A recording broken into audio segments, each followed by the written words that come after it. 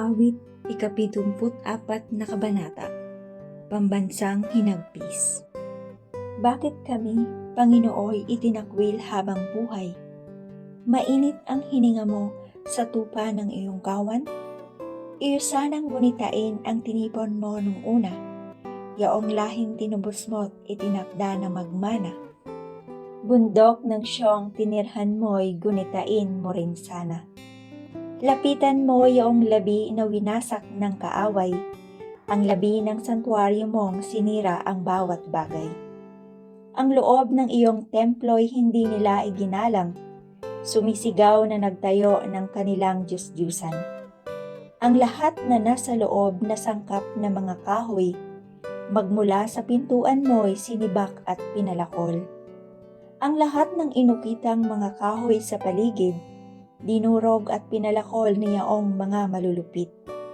Yaong banal na santuaryo ay kanilang sinigaan, nilapastangan nila at winasak ang templong banal. Sa kanilang pag-uusap ay nagpasya ng ganito: hindi natin titigilan hanggang hindi natatalo.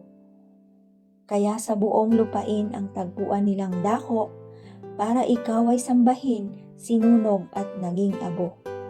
Wala tayong pangitain ni propetang naglilingkod.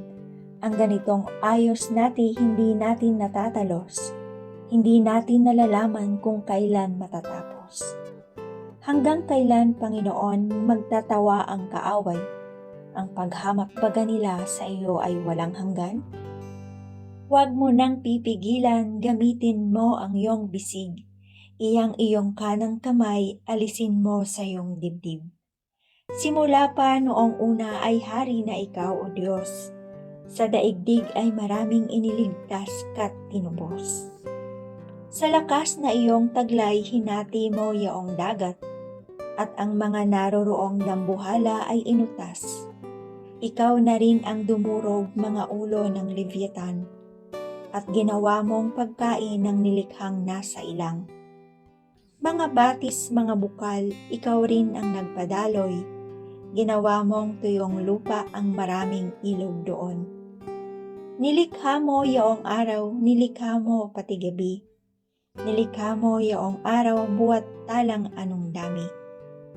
Ang hangganan ng daigdig ay ikaw rin ang naglagay, at ikaw rin ang lumikha ng taglamig at tag-araw. Ngunit iyong gunitaing nagtatawa ang kaaway, yaong mga masasamay dumulusta sa iyong ngalan.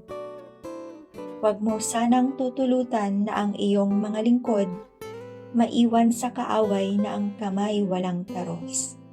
Sa kanilang pagdurusay, gunitain silang lubos. Yaong tipang ginawa mo ay huwag mong lilimutin. Ang masamay naglipana sa pook na madidilim. Laganap ang karahasan kahit saan sa lupain. Huwag mo sanang itutulot na ang api mapahiya. Bayaan mong ang ngalan mo'y purihin ng dukhat aba. Kami iyong ipaglaban, Panginoon, bumangon ka. Pagmasdan mo yaong hangal at maghapong nagtatawa. Ang hangarin ng kaaway ay huwag mong lilimutin. Ang sigaw ng kaaway mo'y patuloy at walang tigil.